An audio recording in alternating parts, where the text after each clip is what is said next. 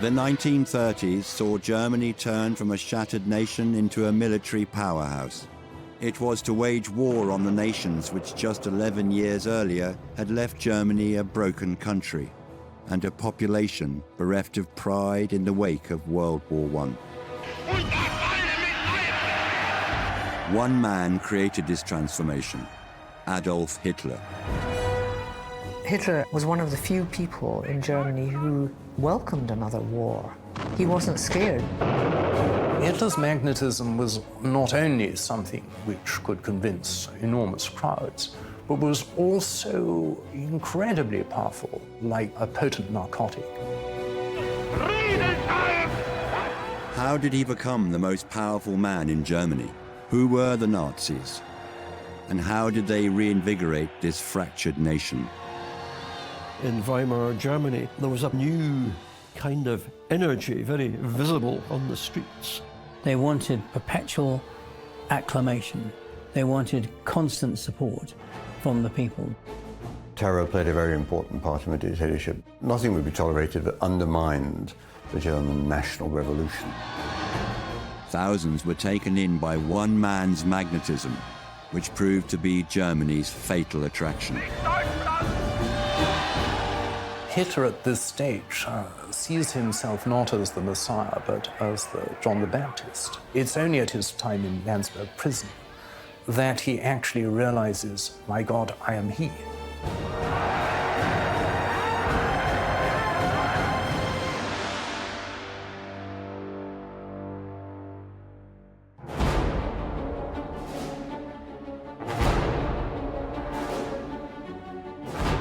To fully understand the doomed love affair of Germany and Hitler, we must first look into the German nation of the late 19th century.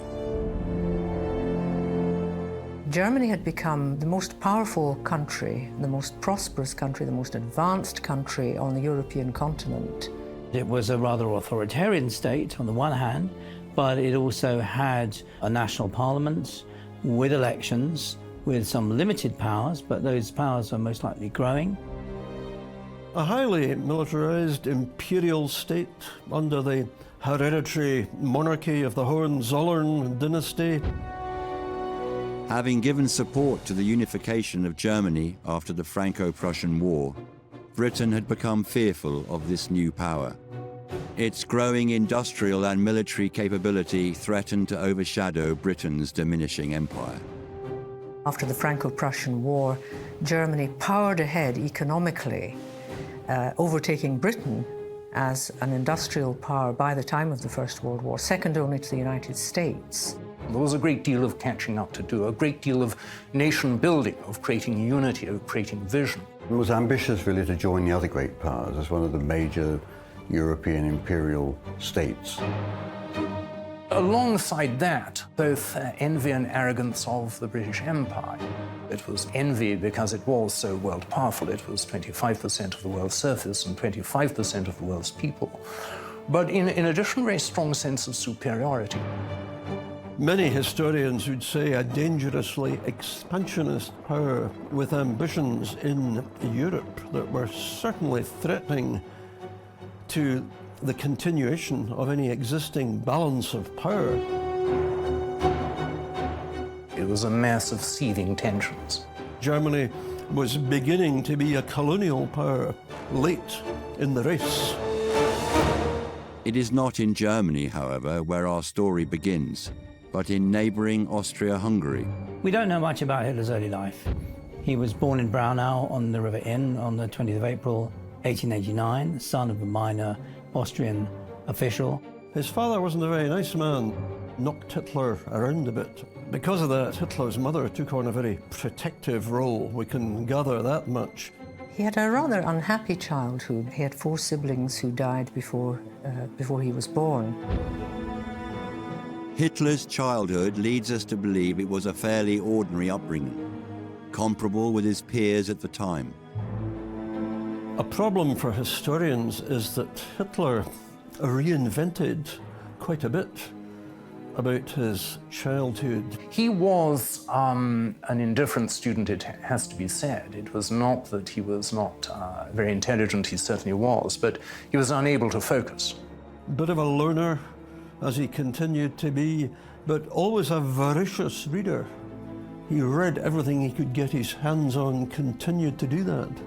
He created, in a sense, a kind of self-education, which was a bizarre bricolage of all kinds of sources of his own authorship. In other words, what he didn't get was really a coherent education because he didn't pay attention. In 1907, a young Adolf Hitler made his way to Vienna to pursue a career as an artist. Vienna at the time was the city leading Europe in new artistic practice and philosophical thought. Hitler's plan was to apply and enroll at the Academy of Fine Arts. He went to Vienna when he was about 16 and really knocked around, didn't do a lot. He never lived as rough as he later claimed. He was rejected from art school, I think probably rightly, looking at his artworks. He knew about art in general terms. He knew about neoclassical art. He knew the power of art above all, that great historic images had enormous moments. So although his watercolours didn't advance the Nazi cause, he knew what art could do. Hitler claimed throughout his life that he was an artist who was torn from his easel by the love of Germany. His mother was generous to him. She provided him with a series of allowances, possibly without the knowledge of his father. So some biographers of Hitler say that he was really a bit of a layabout. He frequented cafe society in Vienna and met up with a deeply flawed cafe intelligentsia who fed him a lot of the ideas that Hitler later said in Mein Kampf became the granite foundations of my thought. Everyone assumes that Hitler was strongly influenced by Austrian anti-Semitism. There was a lot of it around before 1914, but actually it's very hard to pin down that he was influenced by it. All of the associations with Jewish people, with whom there are a great many in Hitler's early life, were not merely positive but benevolent. The doctor who treated his mother when she was sick, the family doctor who treated all of them, he was Jewish. The dealer who bought and sold the paintings Hitler painted in Vienna to keep the wolf from the door, again was Jewish. In receipt of the inheritance bequeathed to Hitler from his father's estate, and finding little fortune as an artist in Vienna, Hitler decided to move to Munich in 1913. Hitler was very conscious of being ethnically German. As a German nationalist, Hitler believed that he belonged more in Germany than in Austria. Austria-Hungary remained a great power in the scheme of things, dominating a large part of southeastern Europe. But it was getting into crisis because of the growth of nationalism, Czech nationalism, Hungarian, South Slav, and the clash of these national groups in the parliamentary assemblies made the parliament, the Reichsrat, and its Hungarian equivalent more or less unworkable, ungovernable. Every meeting just erupted into shouting matches between the different national groups, either in Austria or in Hungary. And that, I think, gave Hitler a contempt for parliamentary rule. He saw it as being ineffective. He saw the empire as this large, ramshackle organization, and he thought that an authoritarian director, strong leadership, even a dictator, was the only way to solve these problems. It was the assassination of Archduke Franz Ferdinand of Austria in Sarajevo that would be the catalyst for the start of the First World War. Within weeks, Austria-Hungary were at war with Serbia. Germany then mobilized, invaded Luxembourg and Belgium, and began to march on France. This prompted Britain to declare war on Germany. Hitler, although an Austrian citizen living in Munich at the time, managed to sign up to the German army. In the chaos of mobilization in August 1914, his papers were kind of disregarded, and he got into the army. The Austrian authorities were after him. He'd eluded conscription from the Austrian army and was living in Germany. He didn't want to fight for something he didn't believe in, and he certainly didn't believe in the Habsburgs and in their empire. With war erupting all over Europe, Germany would arrive in the position of fighting a war on two fronts. To the east, against the Russians, and to the west, against Britain, France, and Belgium. Hitler had joined the army in support of the German Empire. The experience of war would change the trajectory of his life and in turn the lives of millions of others forever. Having failed as an artist, Hitler found himself in Munich, a city in the modern German Empire. He signed up to the German army and was sent to the Western Front. Here he found Germany at war with Britain and its allies. Adolf Hitler played but an obscure part, a corporal in the German army. Hitler was fascinated by the prospect of war. The First World War turned a nobody into a somebody. On the whole, most reports show that he was a good soldier, well disciplined. He was promoted to an NCO rank. He survived it from start to finish. Now, of course, not everybody did. He served as a battalion runner, close enough to the front line, though he didn't spend as much time as a frontline combat infantry soldier as he later claimed, but he was in danger. He was within firing range of British and French artillery. Because at the very least, if you're a runner, you had to get messages up to communications trenches. And he was seriously gassed in 1918. People have tried to belittle what he did in the war, actually, but he won the Iron Cross Second Class and then the Iron Cross First Class. On the recommendation, ironically, of a Jewish superior officer. This idea that he was some kind of coward is rubbish. He actually manifested enormous courage. But messengers were often regarded by the fighting troops as having a rather a cushy time. The enigma is why he was never promoted an officer, of course. Maybe apocryphal, but I think it's been said that he remained a corporal because he didn't have leadership qualities.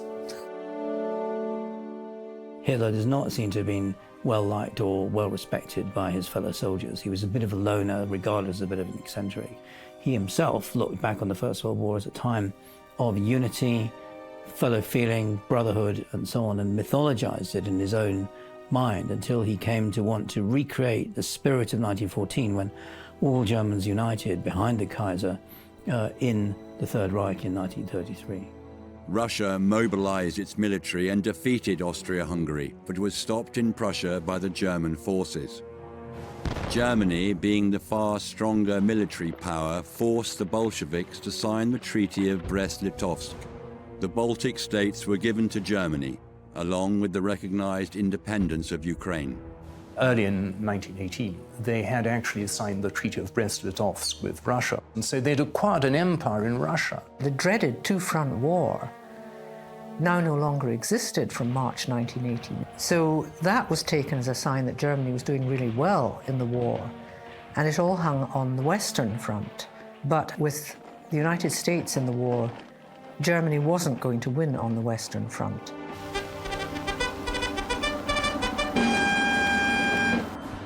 Swiftly, the menace of war grew into dread reality as American ships and ships carrying American citizens were torpedoed, sent to the bottom by the ruthless campaign of the unseen tigers of the sea. America entered the war after Germany had started attacking all commercial ships heading for Britain, which had meant the sinking of American ships in the North Atlantic. On April 6, 1917, America declared war on Germany. With the superior resources the Americans brought, the German army faced an impossible situation. On November 11, 1918, the armistice was signed, which ended the war. The problem was that the political and military establishment had not led Germans to expect defeat. It's all near the end, and their press are not telling them just how effective the counterattack of the Allies has been. Propaganda was still being pumped out saying that they were going to win. So in late October, when they finally conceded defeat and began to sue for peace, this came as a terrible shock. It was very, very sudden to most Germans. And then on top of that, there were the armistice terms, and then even more, the peace terms in 1919, which almost all Germans regarded with absolute outrage. The Treaty of Versailles was a series of provisions and conditions placed on Germany by the Allied nations. one of these being Germany accepting the responsibility for all loss and damage caused by the war. This was known as Article 231, which later became known as the War Guilt Clause.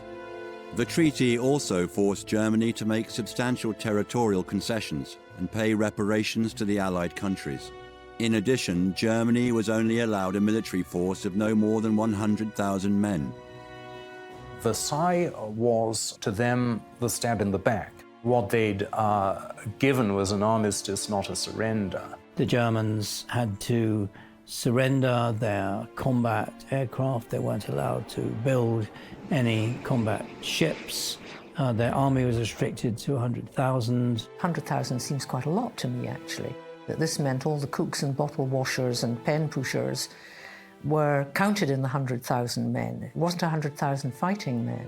They had to pay massive financial reparations for the damage that German troops had caused in the occupation of northern France and southern Belgium. And they rested on the War Guilt Clause, which almost all Germans disputed. Germany had not been guilty for starting the First World War. It had been caused by the encirclement of Germany by the Allies. They felt that the Allies had deceived them, had abandoned all notions of honor by treating them as a conquered people when they didn't think they were. The things that had been promised to them, specifically by President Woodrow Wilson and David Lloyd George, had not been delivered. Instead, they'd been violated, their honor had been degraded. A very large proportion of them felt a very great deal of resentment against the rest of the world. Hitler was devastated by that, like huge numbers of Germans. Hitler, like many others, couldn't explain it, had to find some way of explaining it to himself. And like tens of thousands of others, he blamed the home front. He blamed socialists, Marxists, Jews, people who undermined Germany from within. The stab-in-the-back theory surfaced in right-wing circles after the end of the war as a way to explain the sudden defeat. It was believed that the left-wing Republican and Jewish populations of Germany, who had made up the home front, had lost the war from within. Most Germans did not believe in the stab-in-the-back legend. The independent Social Democrats and the mainstream Social Democrats and then the Communist Party in the early 20s were a major part of the German political system, about a third of the electorate. So this belief in the stab in the back and the Jewish conspiracy in 1918 to 19 was very much a lunatic fringe group on the right. The First World War had seen the young Hitler in a role which suited him. However, the sudden loss for Germany was too much to take, not only for Hitler, but for the entire population. This, along with the humiliation of Versailles, Hitler and a dangerous minority of the right-wing population looked for a scapegoat. The search would see the birth of a new party and bring together some of the most dangerous men Germany has ever produced.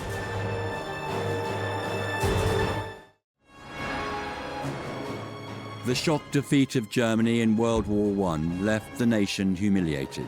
The signing of the Treaty of Versailles saddled Germany with being responsible for rebuilding the Allied nations. Added to this, Germany had seen its own revolution in 1918. However, it was not until 1919 that the Weimar Republic was established, with the coming together of a National Assembly in Weimar, a town in central Germany. Germany had to pay reparations to the victorious Allies. This was really what accelerated the great inflation. It started in 1916 when the German government started printing money to fund the war effort. And as we know, printing money causes inflation.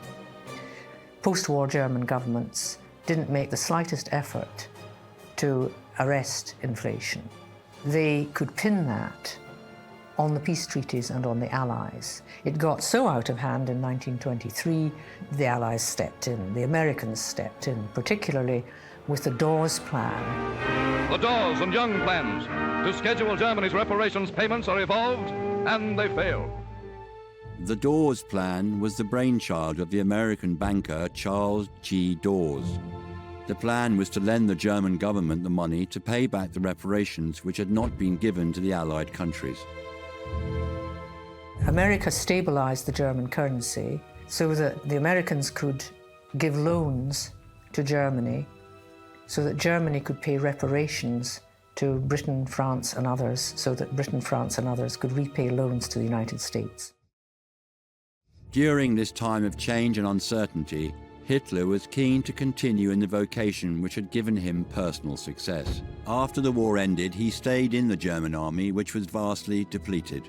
He didn't want to leave. He liked the army.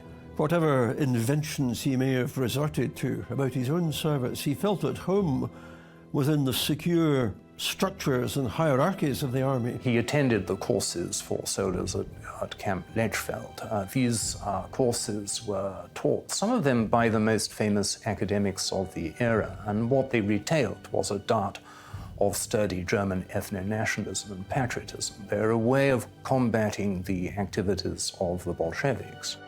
Right-wing political propaganda masquerading as political education. Hitler proved not only a worthy pupil, but he actually became one of them. He was recruited to actually do this speech-making, this kind of incendiary pedagogy himself, and proved remarkably good at it. It's there that he learns his oratorical techniques. He was actually sent by the army, to which he still belonged, to observe a far-right group called the German Workers' Party. The German Workers' Party was a group founded in Munich in January 1919 by Anton Drexler, a leading member of the occultist Thule Society. The party would meet regularly and discuss ideas of nationalism. The binding ideas of the German Workers' Party were entrenched in racism and the hatred of Jews. It was during this period of observation that Hitler became more and more involved with the party's politics. He started speaking in its meetings and soon became clear that he was a very gifted speaker and took on board very much these radical anti-Semitic ideas in which the war had been lost by some conspiracy that he imagined the Jews had been undertaking against Germany. Hitler, it's been said, had a mind a bit like a hoover. He just sucked up and absorbed everything he read. People like Adolf Hitler, a practicing racist and a teacher of really bastardized Darwinism.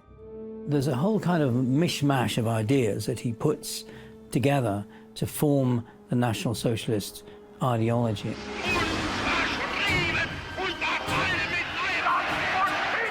Having shown his strength as a public speaker, Hitler began to take a bigger role in the German Workers' Party. He took on more responsibility, soon becoming the head of propaganda. He starts not as leader, that remains Anton Drexler, but as their PR man. And what he does is produce these amazing, inflammatory, exciting posters and have these mass meetings, which increasingly large numbers of people come to. In 1920, Hitler decided to rename the German Workers' Party in an attempt to broaden its appeal. He called it the National Socialist German Workers' Party. A year later, after an angry dispute which saw him threaten to leave the party, Hitler was named president. Now he would start to gather around him a loyal, intelligent and brutal inner circle. In a situation of great post-war turmoil in Bavaria and Germany as a whole, rampant inflation, unemployment, street disturbances, strikes, militant political action by workers and by the left. So Hitler was certainly looking for a political home, and he appears to have found one. Hitler also gathered around him, bit by bit, as his reputation as a speaker of the radical right increased, a group of acolytes, a group of disciples who brought their own particular techniques and their own ideas, personalities and reputation. Hitler's closest ally at the time was Rudolf Hess, who had been born on April 26, 1894 in Alexandria, Egypt.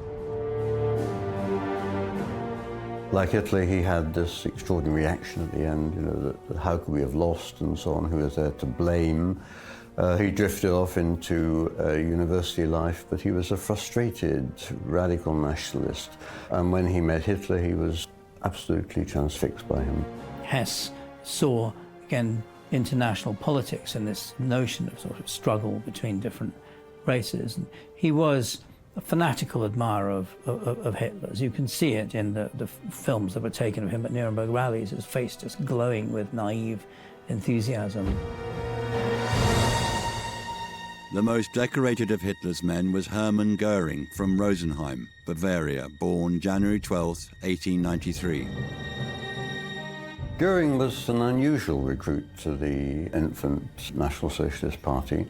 At that time, in the 20s, a very dashing figure with a big military reputation. He'd been quite a distinguished Air Force pilot during the First World War. He had succeeded Baron von Richthofen as head of the von Richthofen squadron after the shooting down of the Red Baron. So he was an amazingly glamorous figure, and he maintained this astonishing persona of the jolly ex-fighter pilot, which the German people found adorable. He was not the kind of person who gravitated easily to these radical political movements. But Goering, too, had thought that Hitler somehow or other articulated his own sense of resentment and loss and became a committed follower from that point on. One of the party's most sinister figures was Heinrich Himmler, from a Roman Catholic middle-class family, born October 7th, 1900 in Munich. Himmler's father was a teacher who'd been actually tutor to the Bavarian royal family. Himmler had something rather schoolmasterly about him. Heinrich Himmler's life was really dominated by the fact that he wanted to fight in the First World War, but was too young. You always had that sense with Himmler that he was frustrated in not being able to fight on Germany's behalf. He had this very pedagogic, kind of scholarly, dreamy manner. Of course, we know now what was going on inside him. He was a rather eccentric patriot, a strong anti-Semite, and he gravitated towards National Socialism because it seemed for him the natural home. Martin Bormann became Hitler's most trusted disciple, the son of a post office worker, born June 17, 1900. Bormann is very much the sinister Machiavellian manipulator, of course. Very soon joined one of the Free Corps, the vigilante groups that grew up in Germany in the early 1920s, was sent to prison for murdering somebody. When he emerged, he again heard Hitler and thought, well, you know, this man articulates the things I feel, the resentment I feel, the loss in 1918 that all Germans shared. And he too became a devoted follower. Der kommende deutsche Mensch wird nicht nur ein Mensch des Buches. Finally, arguably the most intelligent of Hitler's men, Joseph Goebbels from the Ruhr Valley, born October 29, 1897. Goebbels was something of an oddball in the National Socialist movement. He had a university education, he got a doctorate, he studied German literature in the 19th century. He's also a romantic nationalist and writes a novel before even knowing Hitler called Michael, which is absolutely a description of a Hitler-type figure. This idea that Hitler had of a Germany where all Germans were united on an equal basis had a very powerful appeal to Goebbels. And he was looking for a political movement that somehow represented his personal position. He became a good recruit for the National Socialist movement. And a supreme ability to organize propaganda in the most ruthless possible way. The common feelings of loss, despair, frustration and anger from losing the First World War united these men. However, these were not uncommon sentiments in Germany at the time. Something else activated and fueled their extremism. All had experienced some kind of revelation whilst listening to Hitler. He seemed to be an outsider, somebody almost sent to Germany to help Germany regain its trajectory to great power status, to help Germany revenge itself on the Allies. He was fulfilling a kind of prefigured role which had always existed in German history and culture. Kaiser Frederick Barbarossa, King Redbeard, the man who would deliver Germany from her enemies. And specifically now, those enemies were gathering thick and furious around them. For Hitler, all the signs were pointing towards a burgeoning National Socialist political party. He had managed to gather around him a loyal following, and some meetings were running into the thousands. It was events in Italy, however, which ignited Hitler's imagination. They would have huge consequences on the fate of Hitler, the National Socialist Party, and the rest of the German nation. Hitler had gathered some of the brightest and most dangerous men from the far right. His National Socialist meetings often brought in around 2,000 participants. But Hitler's perception of himself and his party was grossly exaggerated. He's the kind of man in a dirty raincoat standing on a soapbox in the middle of a town square talking to half a dozen people. Standing on platforms, on street corners and so on, old-fashioned kind of political activity. There were other far more powerful, far more publicly visible right-wing parties in Germany at the time. Well, it really was just an assembly of people who come together who shared roughly the same kinds of views. Events in Italy inspired Hitler. The bombastic newspaper editor with a gladiator's jaw led his black-shirted legions in a march on Rome. In October 1922, the fascist leader Mussolini and his black shirt army marched on Rome. King Victor Emmanuel III was forced to hand control of Italy to Mussolini. At least this is how Hitler saw it, and almost immediately began to plot his own coup. Hitler was very influenced in 1983 by the successful coup staged by Mussolini. Hitler conceived the idea of a march on Berlin. So he began to fantasize in 1923 that the German state was so weak, the height of the inflation, the crisis and so on. He took advantage of the disintegration of German politics in 1923 under the pressures of hyperinflation, the French occupation of the Ruhr to seize reparations which weren't being delivered, to stage a coup d'etat in Munich. Mussolini was also well aware of the power of propaganda. He knew how he wished to be perceived by the rest of Europe. Hitler was one of the victims of Mussolini's propaganda. King appointed Mussolini head of government in a perfectly constitutional way. It was not a coup d'etat. It was a perfectly constitutional act on the part of the king, if a rather weak-willed one. It was all a bit of a gamble from Hitler's point of view. On November 8, 1923, Hitler, along with 600 stormtroopers, surrounded the Burger Braukeller, a large beer hall in Munich. Here, the State Commissioner of Bavaria, Gustav von Kahr, was holding a meeting of around 3,000 people. Hitler marched in, fired a shot into the air, and announced that the revolution had broken out and no one could leave. Overnight, Hitler attempted to take power from von Kahr, but failed. It was decided early in the morning of November 9th that they would march out of the beer hall towards the Bavarian Ministry of Defense. On the way, they were confronted by the Bavarian police. Hitler hoped that the new German army, the post-imperial creation of the Reichswehr, would support them.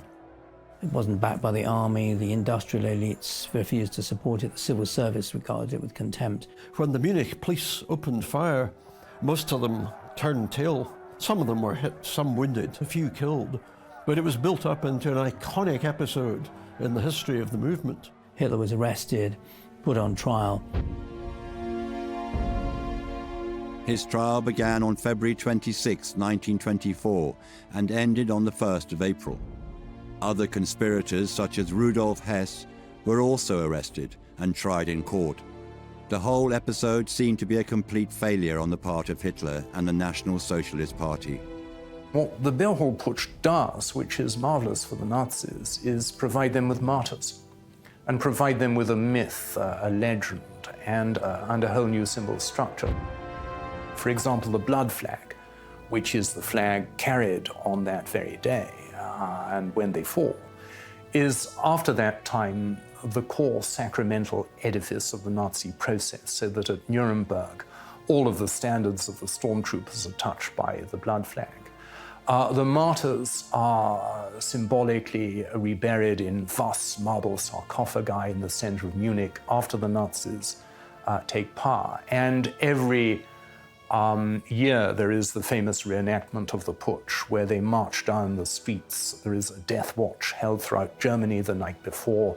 There are radio link-ups. Everything is broadcast, great films, smoldering beers, flames, the whole work. And if it sounds quasi-religious, it is. The Nazi flag, the swastika, which Hitler purported to have designed himself, was taken from an ancient symbol embodying early Aryan history. The swastika is an ancient Buddhist symbol. You see it all over India and China. And it has always been around. It was originally a symbol of the sun. But it began to be acquired by the German right in the late 19th century as one of their symbols because they felt it stood for the idea of being an Aryan. It was Hitler's changes to the design which marks it out as the Nazi symbol. The story he tells is that he invited people to submit designs, and swastikas came in, and none of them, he said, quite did the job, so he said, I'll do it myself, and that's what he worked on. It's a series of simple design formulae which are applied to it. The flag is in the colours of red, black and white, which are the old imperial colours, to contrast with the red, gold and black of the Republic. What he did very brilliantly, and I'm somewhat reluctant to say this, it's a fantastic piece of graphic design. He took it, he rotated it to give it a sense of dynamism. He then calculated the widths of the bars very brilliantly. He then set it in this circle, and it doesn't quite touch the edges, which gives it a kind of vibration and dynamism, and then this red outer bit. So in all the aesthetic, there's a massive amount of red to stand for the Socialist Party. And it just goes poof. And by the 1920s, it had become the authorized symbol. He said it was going to be the Nazi symbol, and it was the Nazi symbol. At his trial, Hitler had taken sole responsibility for the putsch. It is reported that the judges found it hard not to acquit Hitler due to their pro-Nazi sympathies. Finally, the sentence of 5 years of confinement was passed. He was also banned from public speaking, testament to the fact that his oratory was a key factor in the rise of the National Socialist Party. The enforced silence and confinement gave Hitler time for introspection. The outlet for his thoughts now came through the pen. The German state, the Bible of the Nazis. He didn't actually think until the putsch, it doesn't seem to us, that he was the chosen one, he was the Messiah. It's only at his time in Landsberg prison that he actually realizes, my God, I am he, and is somehow liberated into becoming what he does in fact become. He served less than a year of his sentence. He served with Rudolf Hess, amongst others, and he used the time to write Mein Kampf. Democracy is a monstrosity, born of filth and fire. It's interesting that Hitler decided when he was sent off to prison in 1924 that he would take this opportunity to sit back and write a book about his experiences, how he'd reached the point he'd reached, why he had the beliefs that he did. But it was very important for him to do that, I think, to sit back and take stock of, how he'd arrived there. Hitler's title for the original manuscript was My 4.5-year Struggle Against Lies, Cowardice and Stupidity, a final reckoning with those who would destroy the German nation. Well, his publishers recommended to him he go for something that might be a little snappier and catchier for the market, so they extrapolated the two words, my struggle, Mein Kampf. The really interesting part of it is the famous 5th chapter, which is a theory of propaganda. The rest of it are really a collation of emotional spasms. It's not a recipe for a system as, for example, Marx is with the Communist Manifesto and Das Kapital. God has made Germans a race of supermen. Almighty God, bless our German blood. The publishers shifted 300,000 copies, and many more, for perhaps obvious reasons after that. Big book, the original thing, hefty volume. You're talking about 600 pages. The writing of Mein Kampf fueled his desire for power and the need to lead Germany. However, Hitler knew he would need a different route to domination, but without being able to speak publicly, it would have to wait. Stopping him from speaking was going to keep the peace. He was regarded as an influential speaker. I think if we're looking for an explanation for why it took a long time for the party to revive again and for the public to really take Hitler seriously again, it was the ban on his speaking. He alone in Germany is not allowed to speak. So used that as propaganda, really, to attack the Weimar government for censorship. In 1927, the ban on Hitler's public speaking was relaxed and later lifted completely. Once more, Hitler took to the stage. Something about his performances, something about that which really attracted people, you know, like modern-day pop stars. There were people who do appear to have been mesmerized by him.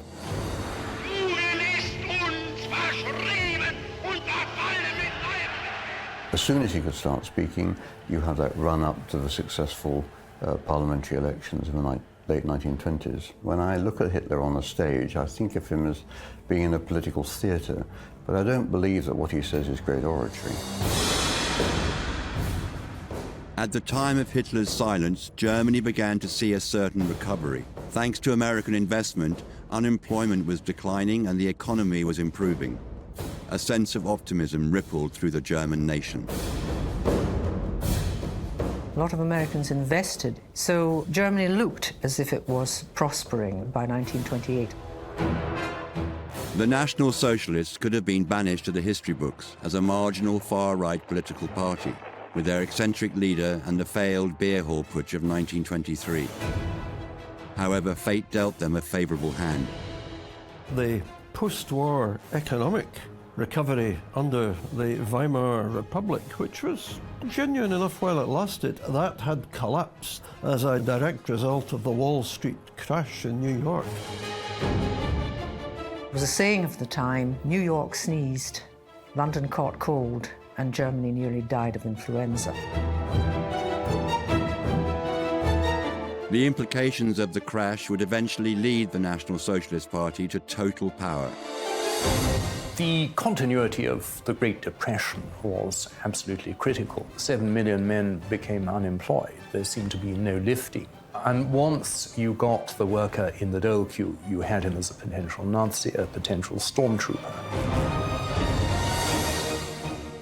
What further measures would be imposed on the German population to consolidate the Nazis' power, and what terror would be unleashed before the dramatic toppling of this evil regime?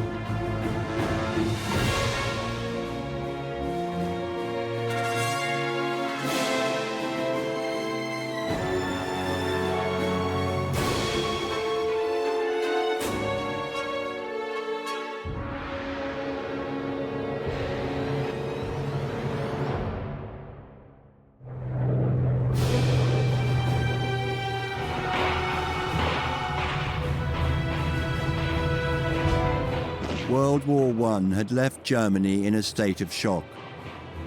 2 million fatalities, spiraling inflation, and unpaid debts to the Allied countries caused the nation to feel stripped of its identity and pride. They felt that the Allies had deceived them, had abandoned all notions of honor by treating them as a conquered people. Hitler was a war hero. He won the Iron Cross First Class. The First World War turned a nobody into a somebody. Adolf Hitler had survived the conflict and found a political home in the German Workers' Party, a right-wing organization with racist and anti-Semitic roots. Hitler, like many others, had to find some way of explaining it to himself. And like tens of thousands of others, he blamed socialists, Marxists, Jews, people who undermined Germany from within. Climbing the ranks, he changed the name to the National Socialist German Workers' Party and took control. He was fulfilling a prefigured role which had always existed in German history and culture, the man who would deliver Germany from her enemies. As leader, he started plotting the takeover of Munich and in turn Germany. The infamous beer hall putsch was a resounding failure. It was built up into an iconic episode in the history of the movement. Hitler was arrested, put on trial. Hitler was later imprisoned. His intentions, however, were still for total power and to return the nation to a state of pride. Hitler knew that he would need a different approach. First of all, he had to get the army, police, the civil service and business on his side. And secondly, he had to develop a propaganda apparatus which would win votes. If we can't outshoot them, we'll outvote them. And we'll do it by winning support. He would fuse violent acts of terror with slick propaganda, which would all fuel this fatal attraction.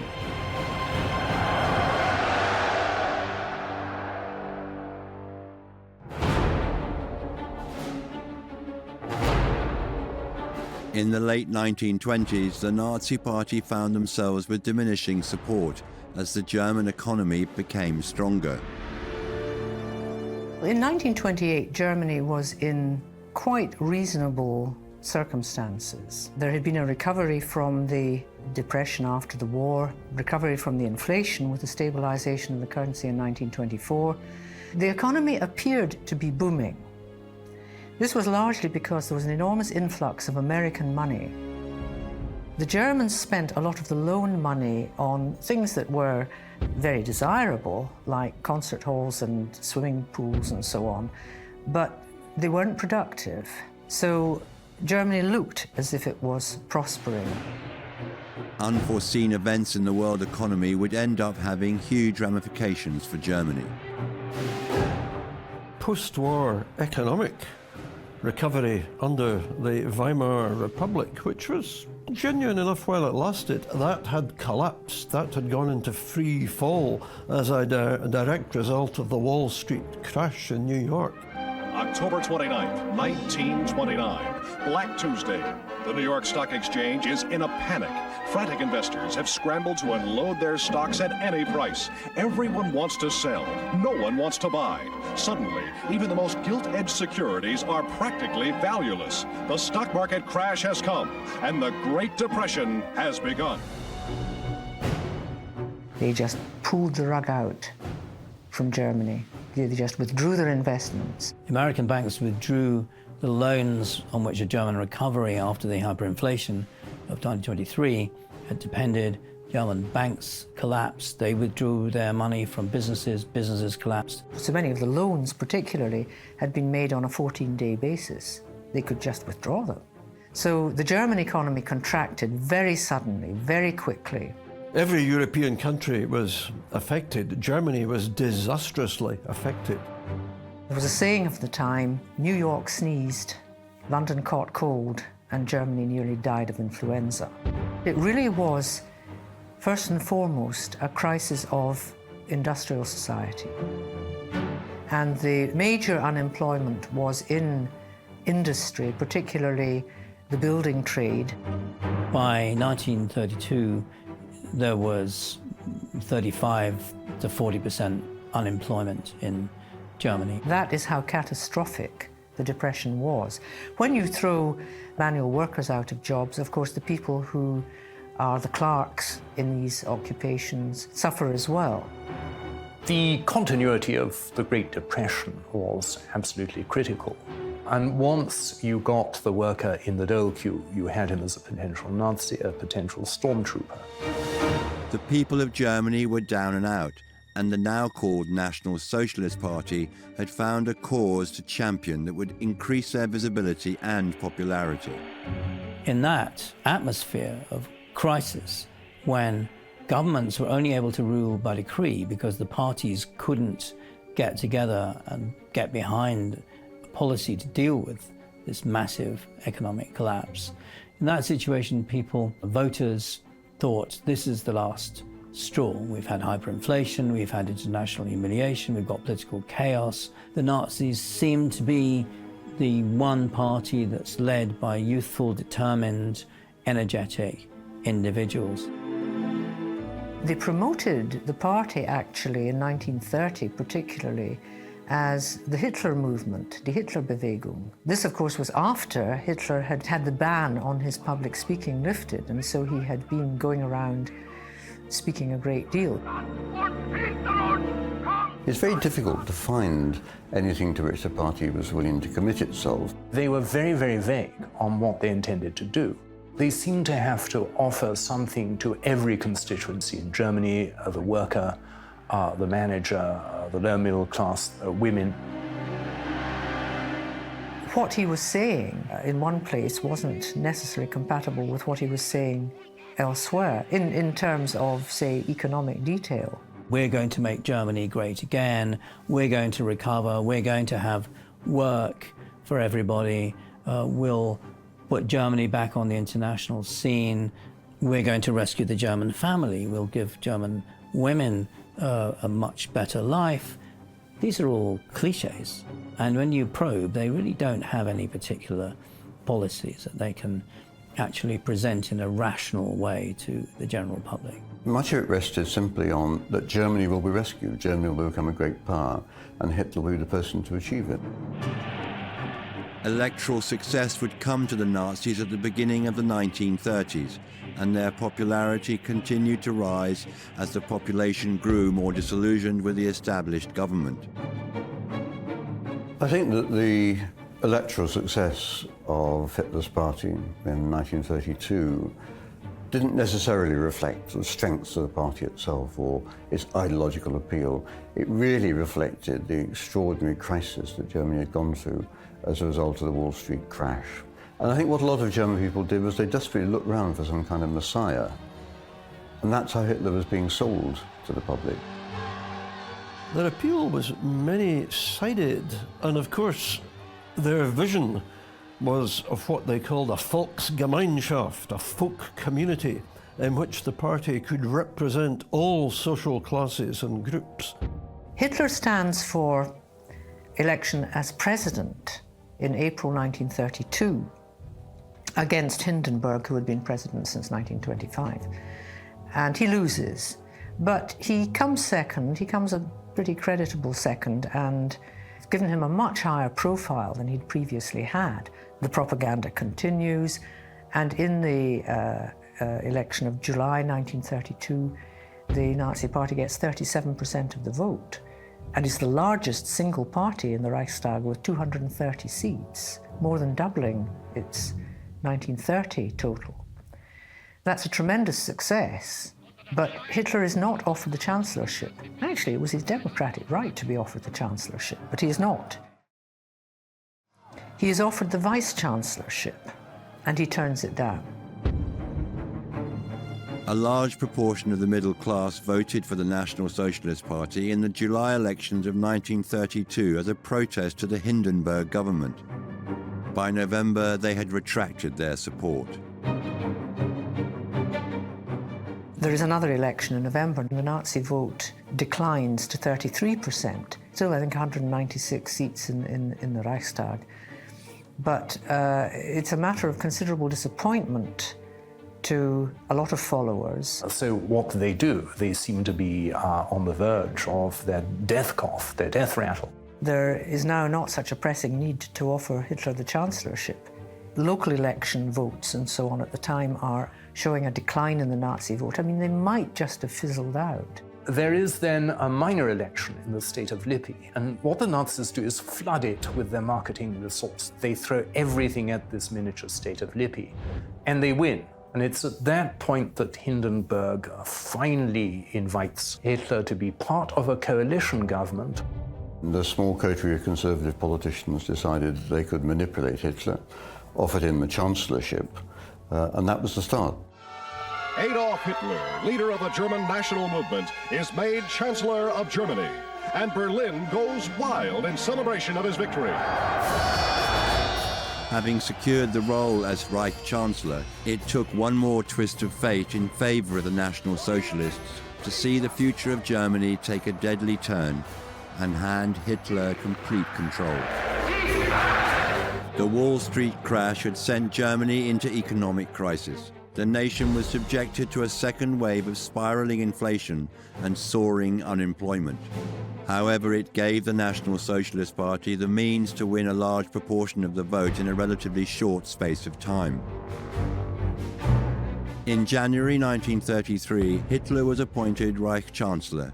His plan of total power was almost tangible. 4 weeks later, on February 27, 1933, at 9:25 p.m., an alarm call was taken in a Berlin fire station. Fire had broken out in the Reichstag building, the home of the German parliament.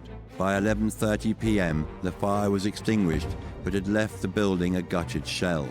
On searching the smouldering ruin, a young Dutch communist, Marinus van der Lubbe, was found. He was arrested for starting the fire. According to police, he acted out of rebellion, a call for the German workers to rise up against the oppression of fascism. The Nazis saw the Communist Party as a huge threat to National Socialism, and also knew that a large proportion of the German population was suspicious of the far left. Stalin having come to power late 1920s, you have the first five-year plan in 1928, you have collectivization starting in 1929. Word gets back about what it means. And the last thing German peasants want is collectivization. A lot of German peasants, a lot of smallholders, they don't want collectivization, neither do the big landowners. The fire allowed Hitler to pass two sets of legislation, the first of which was the Reichstag Fire Decree. This was drawn up the day after the incident and signed by President Hindenburg. The decree allowed the enforced imprisonment of anyone opposed to the Nazi regime, and action to be taken against any publication deemed critical of the cause. The decree led to the Enabling Act, passed in Parliament on March 23, 1933. It gave the Nazi Party power to enforce laws without the intervention of the Reichstag. Passing of the Enabling Act essentially handed power to Hitler and the National Socialist Party. They immediately let it be known throughout Germany. Fritz Lustig, a Jewish emigrant who now resides in North London, was living in Berlin in 1933. I was born in 1919. I had a very happy childhood. I was the youngest of four siblings, and I had a very happy time at school, although I experienced the Nazis coming to power. We were rehearsing for a play at school, and suddenly we heard martial music sounding, and we looked out of the window, and there was a Nazi demonstration passing with lit torches and a band at the head of the procession. We read in the papers the next day that there had been similar processions all over Berlin, and we just had been happening to watch the one which took place in that particular part of town. The national election of March 1933 saw the National Socialist Party take 43% of the vote, but they still failed to win a majority. Unbeknownst to the German population, this would be the last democratic election until World War II. So people still thought in March, April 1933 that the democratic system was not dead, but it was. We look at it backwards, we can see what happened. And people even say, why did all these people vote for a party that unleashed war and genocide? Well, they didn't know that's what they were going to do.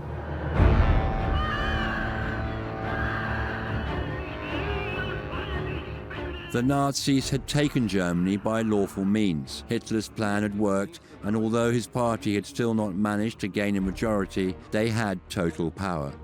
They believed there was still an enemy who may stand in the way of this domination that would come from within the party itself. The termination of this enemy would culminate on July 2, 1934.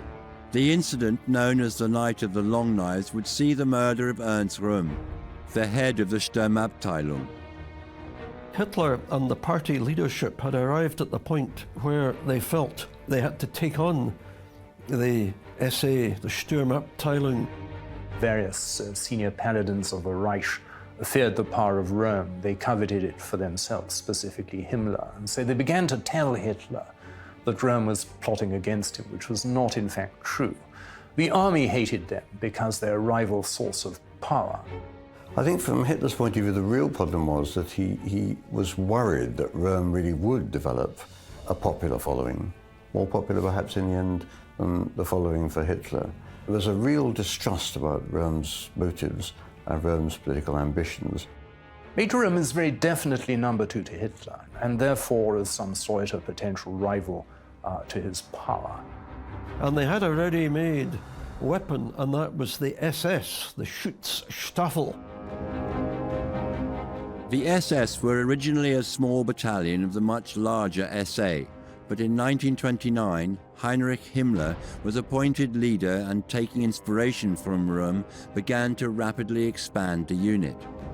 Initially, they were Hitler's bodyguard, but by 1933, after the seizure of power, it became the internal security of the Nazi regime. By 1934, they were growing into a real and formidable private army, equipped famously with their black uniforms, black helmets, with their own weaponry. And they did much of the business when Hitler decided it was time to move against the SA. Using falsified evidence, Himmler had assembled a file which cited that Rome had been paid 12 million Deutschmarks by France to overthrow Hitler. In addition to this, Rome's homosexuality was used as a way of discrediting him. He and others in the SA leadership were accused of acts of drunkenness and debauchery. This was used as a way of excusing the action which Hitler was about to take. So it was an easy matter to set them up with allegations of internal corruption, particularly of homosexuality, and it was a chance to settle a lot of old scores. On the morning of June 30th, Hitler, with a large number of SS, marched into the hotel in Bad Wiessee, where Röhm and many leaders of the SA were staying. They were arrested at gunpoint and later executed. It was a brutal business when the move was made. The SA were taken totally by surprise, and much of their leadership was wiped out. With the brutal execution of Röhm and other potential opponents, Hitler sent a clear message to all that opposition would not be tolerated. The Jewish population and those on the left were already living with constant persecution, yet the Nazi Party's popularity amongst the German nation grew. The threat of violence, intelligent propaganda, and the complete monopoly of all institutions in Germany gave people no choice but to support.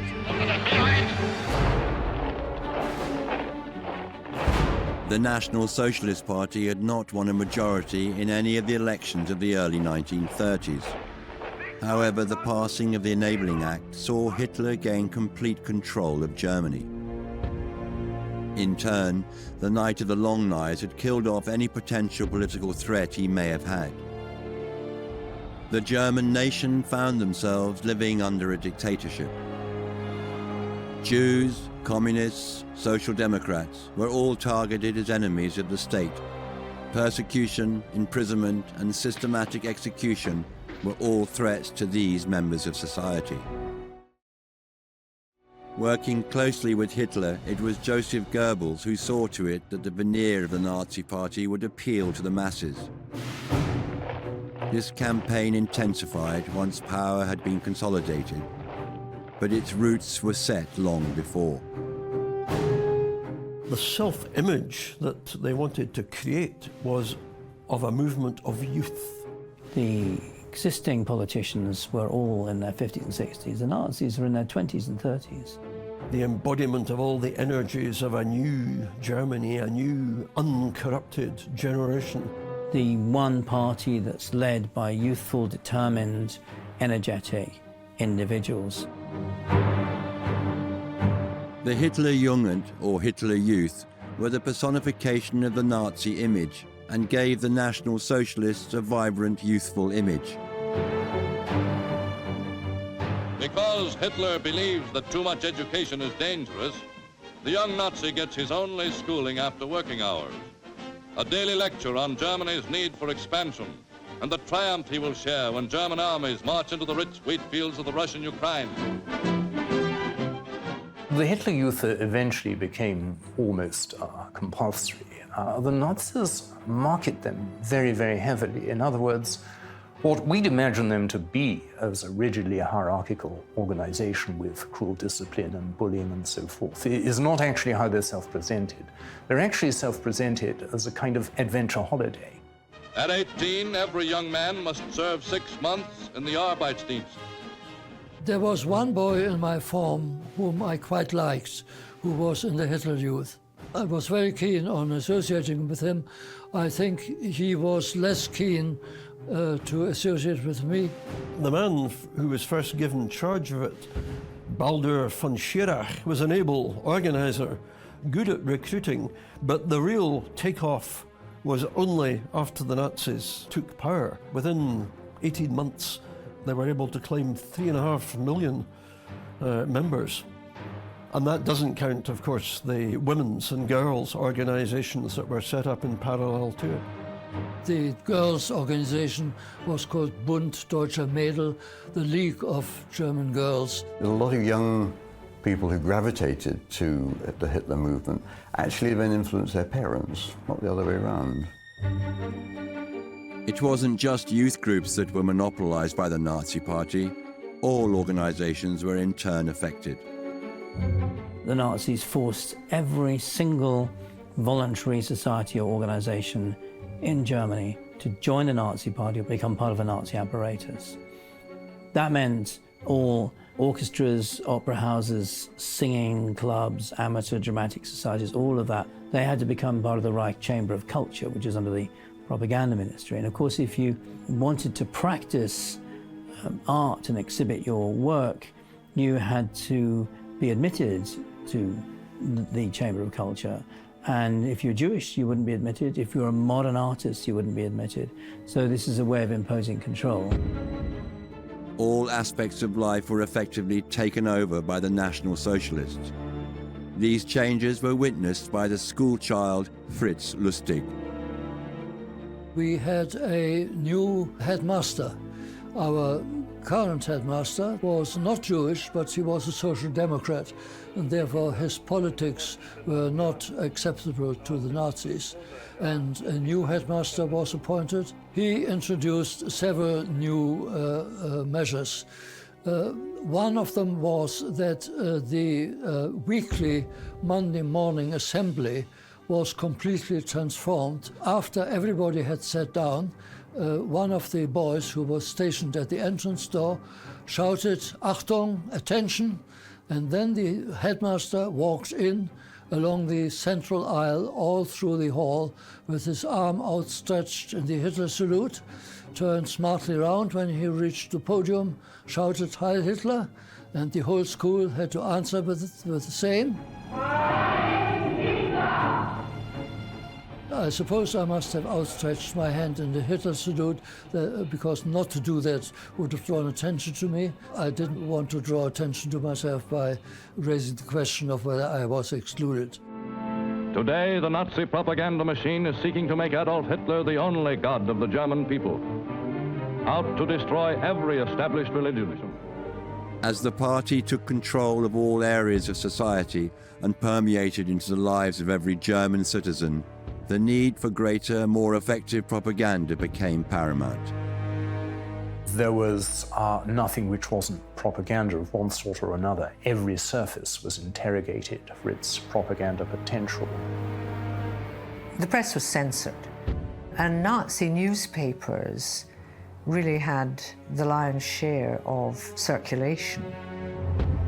The Volksempfänger, the People's Radio, was an affordable device manufactured on the orders of Joseph Goebbels. More people owning radios meant a larger audience for propaganda. The propaganda barrage, to confuse, to make them lose faith, to divide and conquer. To lull the fears of the little neutrals, propaganda minister Goebbels told them Germany didn't want a war at all. It was Britain and France that caused all the trouble. Radio was taken over, and there was a Reich Broadcasting Company, and radio, of course, was dominated completely by state output. 70% of German homes owned a radio by 1939. There were loudspeakers installed on lampposts and on trees, and when any of these speeches took place, of course, you were expected to stand still and listen to them.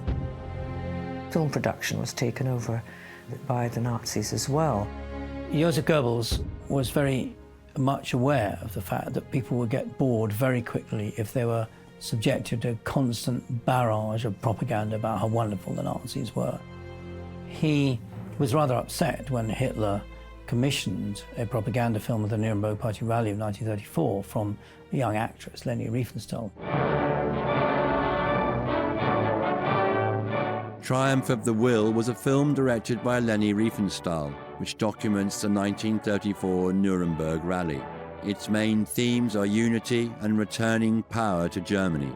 It was no mistake that Nazi symbolism and imagery are prominent throughout the film. Hitler understood the power of the Nazi brand. You actually have a core brand symbol system. You have, obviously, the swastika, you have the stylized eagle.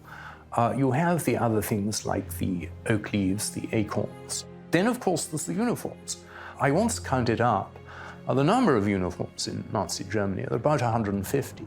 These uniforms are highly symbolic. For example, the SS uniforms were vaguely modeled on the Death's Head Hussars of German history, which was a black uniform with a skull and crossbones and the stark silver. This was a way of boosting morale, of boosting identity, of priming solidarity. The brown shirts were the first organization to be costumed by Hugo Boss. I mean, it's just impossible to imagine, in fact, almost any other historical leader in history going to a catwalk showing of new clothes for the soldiers. Only Hitler, and for reasons unique to him and unique to the Third Reich. The National Socialists found success in running both well-planned propaganda and brutal acts of violence simultaneously. However, it was the Olympic Games of 1936 which would see a halt to the terror and the suppression of anti-Semitism.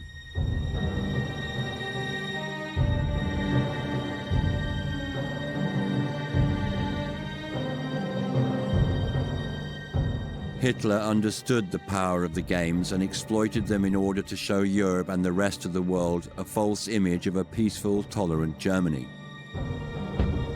Captain Erich Braun was a spectator at the Games along with his father. It was clear that the Nazi propaganda machine was sending out the message it desired, but it was a black American athlete who stole the show. I was 17 when we went to the Olympics. It was a wonderful occasion. Of course, to me, the highlight at that time was to see this wonderful athlete, Jesse Owens. Owens is ahead. Scumbag and Bullock fighting. Who won the 100 meters, the 200 meters, the 100 meter relay, and the long jump. Quite incredible. He was poetry in motion. The lanky star from Ohio State shatters all existing records as he takes the gold medal in the men's broad jump with a sensational leap of 26 feet, 5 5/16 inches. Owens in particular was staggered by his reception in Germany as he got off the boat wherever he went.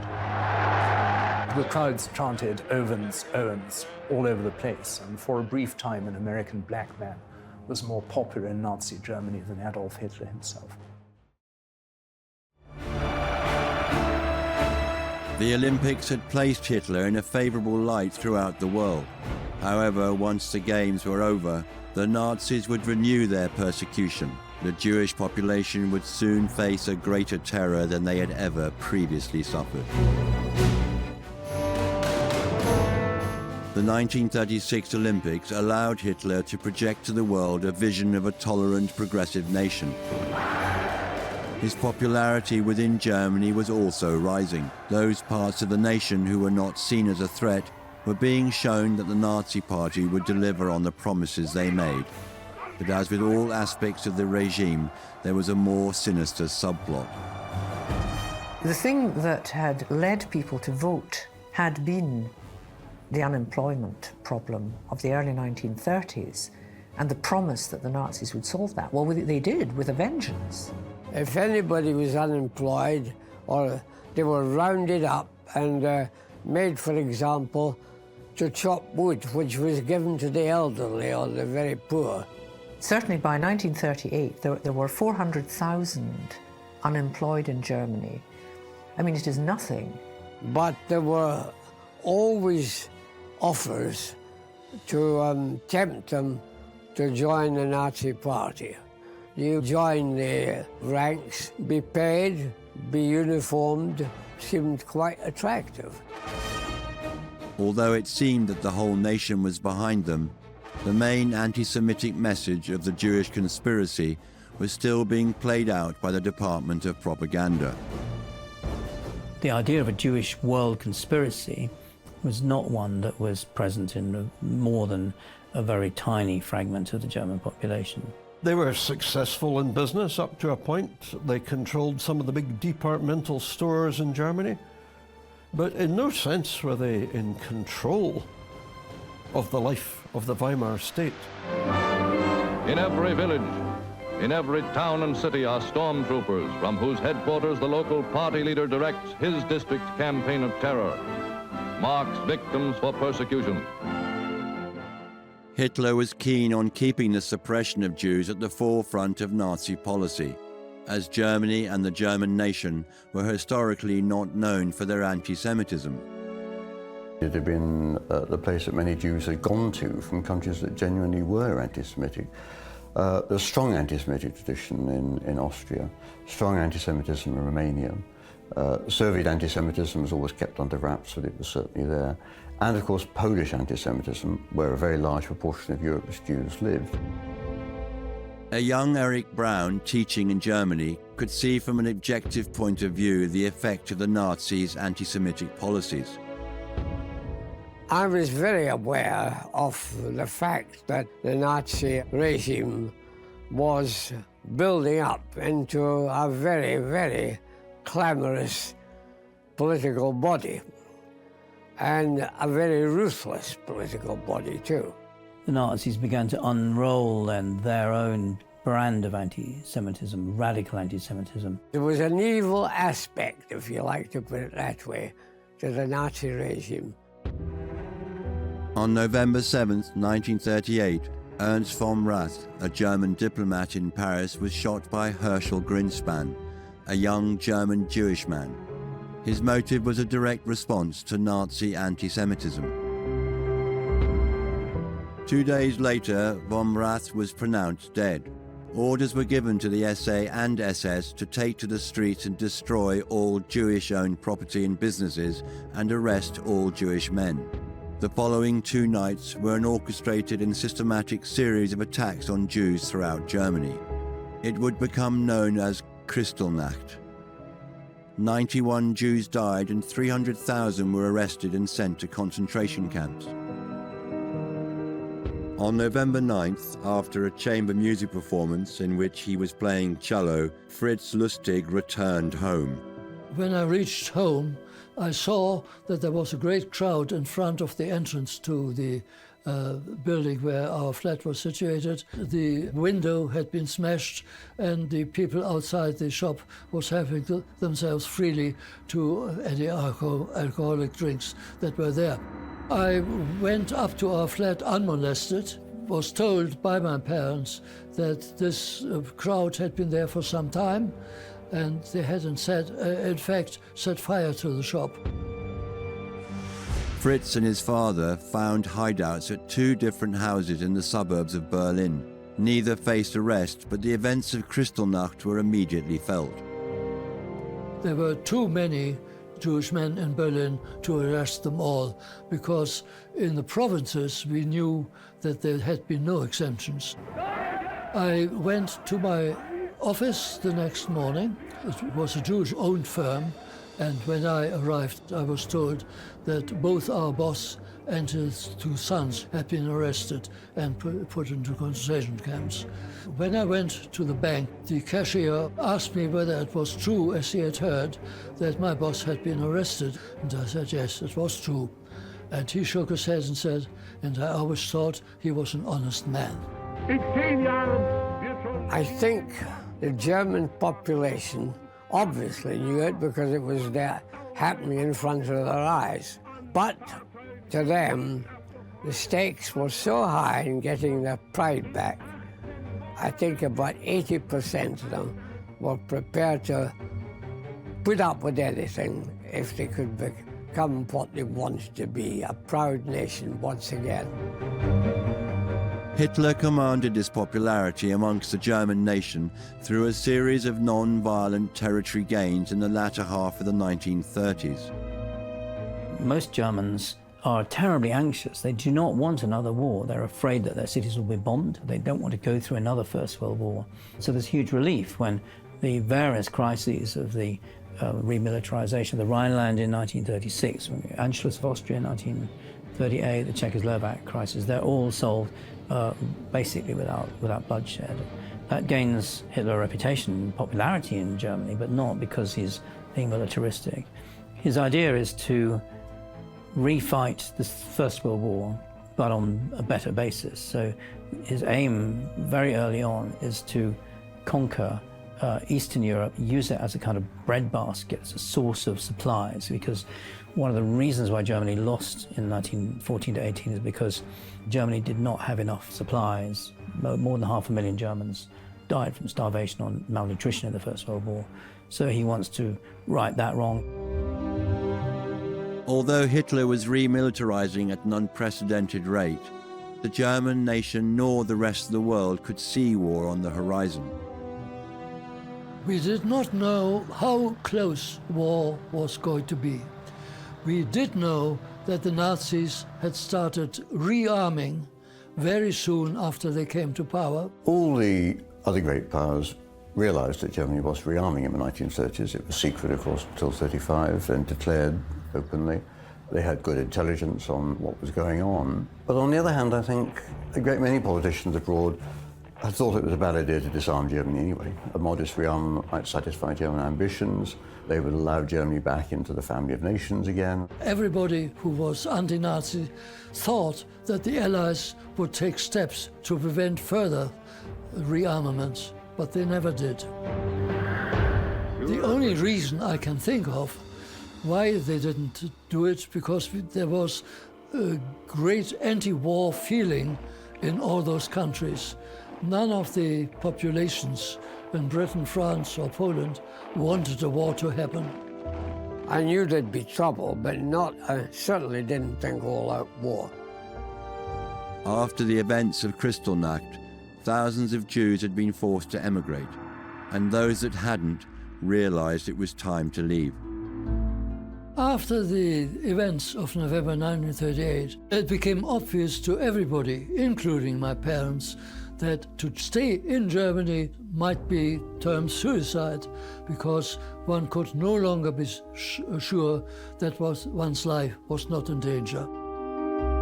Fritz Lustig's parents managed to find refuge in Portugal, where his eldest sister lived. As war became inevitable, Eric Brown had no choice in leaving. I was asleep on Sunday morning, the 3rd of September, when there was a thunderous knock at the door.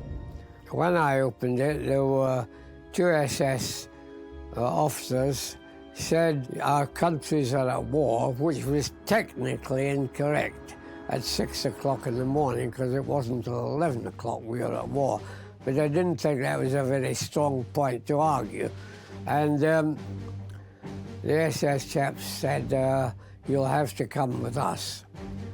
So get dressed and get ready.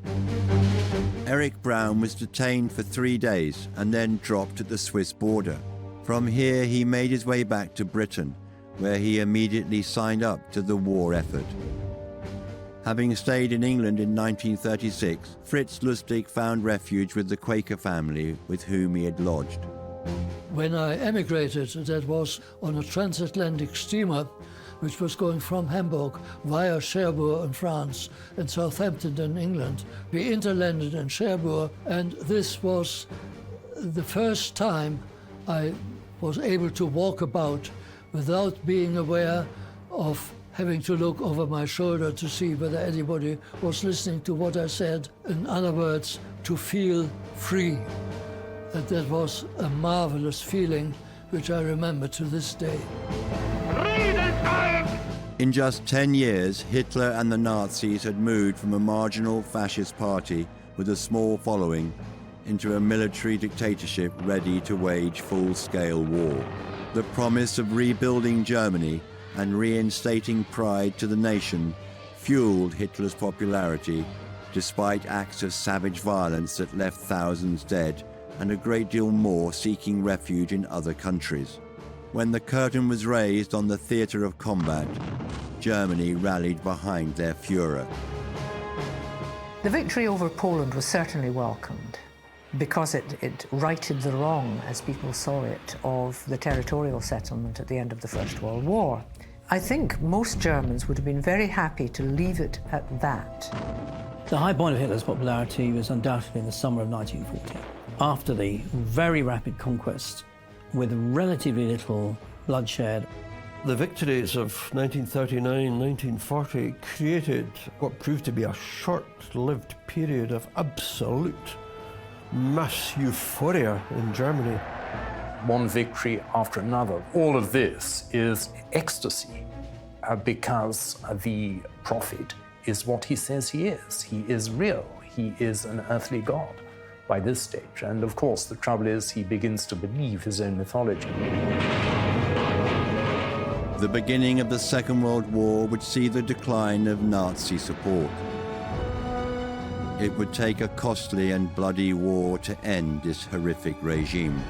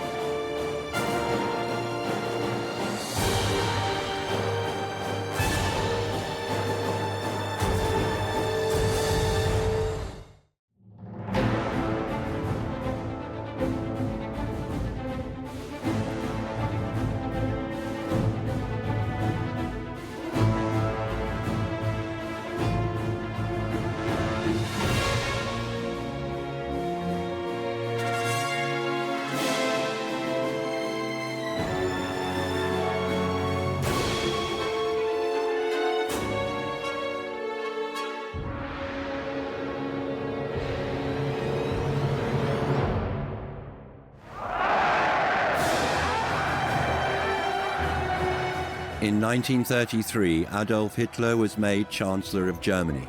This allowed the Nazi regime to seize complete power. The Wall Street crash, the Reichstag fire, and the death of Ernst von Rath all enabled the Nazis to further their tyranny. German military rearmament was prioritized, and in 1935, the Wehrmacht saw its reincarnation following the disarmament after World War I. Britain and France turned a blind eye to this contravention of the Versailles Treaty. The German people were excited by the prospect of the country becoming great again. Exploiting all aspects of the media, Joseph Goebbels masterminded the slick propaganda which was fed to the population. Goebbels' great insight was that the best propaganda is disguised as something else. It's carried on the back of entertainment. Coupled with this, the violent persecution of all those opposed to the regime became progressively worse. A strong, powerful street presence, uniformed marching men and boys, and a lot of them. The repetitive power of violent, brutal street theatre when it came to dealing with opposition. Terror played a very important part in the dictatorship throughout its entire length. No political dissent would be tolerated. The Nazi Party delivered on their promise of higher employment, and although the German nation was not oblivious to the violence and persecution, they allowed it to continue in the hope that Hitler would restore their pride. The only real long-term aims were to stay in power, win back territory for Germany, and to win back respect for Germany. I knew there was a lot of unrest, but I didn't think it would blossom into all-out war. The Second World War would see the height of Nazi popularity, but it would also be their ultimate downfall. His idea is to refight the First World War, but on a better basis. His aim very early on is to conquer Eastern Europe. Once it became clear that victory was not going to be easy, then a great many German people realized that this had been a gamble and that they'd lost. He maintained his faith because it was a matter of will. He'd come to believe that he was a Messiah blessed by providence. He just believed that there was something of the divine about him.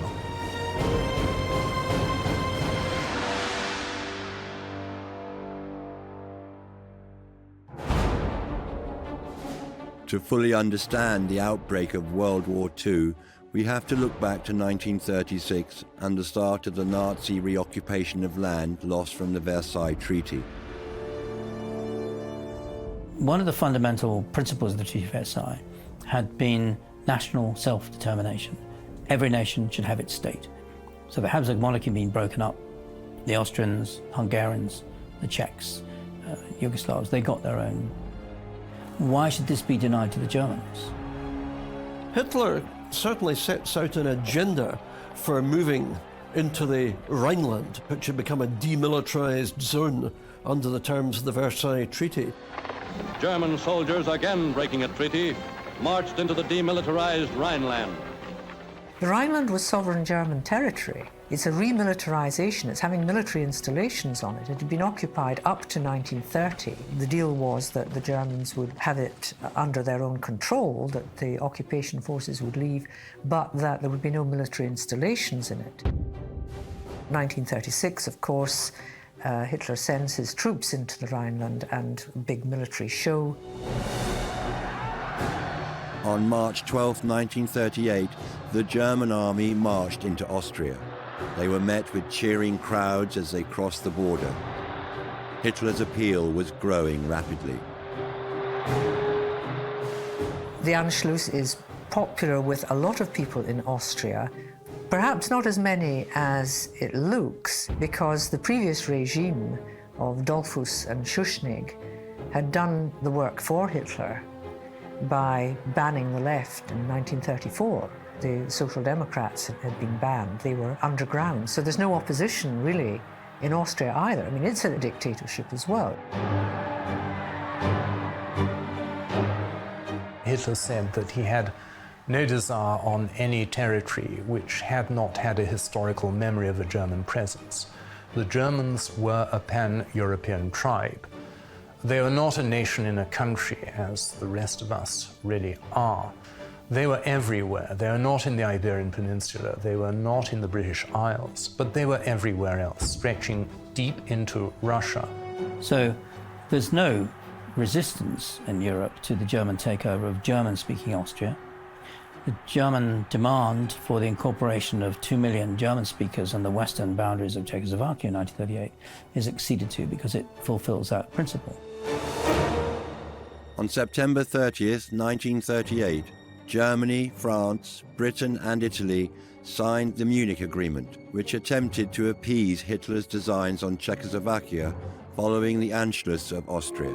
Meanwhile at Munich, misguided statesmen were lulled into believing that Hitler would cage his stormtroopers in return for a sizable hunk of Czechoslovakia. They signed away the Sudetenland in a move to appease a rattlesnake who, having once glutted himself on the rich food of another nation's lands, would become ravenously hungry again and again. The agreement handed Hitler the Sudetenland area of Czechoslovakia, which left the country weakened, and on March 16, 1939, Germany took control of the country. I think it may be true that Hitler felt he had been cheated of his war over the Sudetenland. He had a peculiar hatred for the Czechs. I'm not entirely sure why. Maybe it was just Czechs and Poles as Slavs. It seems as if he may have felt denied a war in the autumn of 1938, at a time when he felt his potential adversaries were too weak, really. The remilitarization of the Rhineland, Anschluss of Austria in 1938, the Czechoslovak crisis, they're all solved basically without bloodshed. That gains Hitler a reputation and popularity in Germany, but not because he's being militaristic. The sequence of territory gains made by the Nazis in the late 1930s won back the majority of land lost by the signing of the Versailles Treaty after the First World War. Winning the foreign policy successes of the 1930s without having to resort to war was a major gain that was appreciated by a lot of people and restored German pride in a big way. The turning point only comes in March 1939 when Hitler marches into the rest of Czechoslovakia, which is inhabited not by Germans but by Czechs. At that point, there's a general realization in political elites in other countries in Europe that he's after more than simply recreating a kind of German nation state. Hitler gambled on the fact they'd get away with doing these things without war, and his gambling instinct served him well. Britain, France, the Western democracies did not respond militarily for all kinds of reasons. The real gamble was 1939, when it came to the move against Poland. Signed in 1939 in Moscow, the Non-Aggression Pact would establish Nazi Germany and Russia as allies. By then, he knew he could get away with it, or he did, by early August, after the extraordinary turnaround in the Reich's policy of signing a mutual non-aggression pact with the Soviet Union. That was the moment at which the field was cleared for Hitler to move against Poland. Germany invades Poland and the Free State of Danzig. The efforts and hopes of diplomats for peaceful settlement are transformed into the roar of gunfire. Warsaw is bombed, blasted and shelled. Poland is in ruin. Where the gamble went wrong was that Britain and France honoured their treaty obligations to Poland. Hitler had never thought they would do that. The eve of war was upon the German nation. It would be a conflict which would bring about the demise of the Nazi regime, but it would also facilitate mass genocide, brutal murder and bloodshed on a scale which no one could have imagined possible.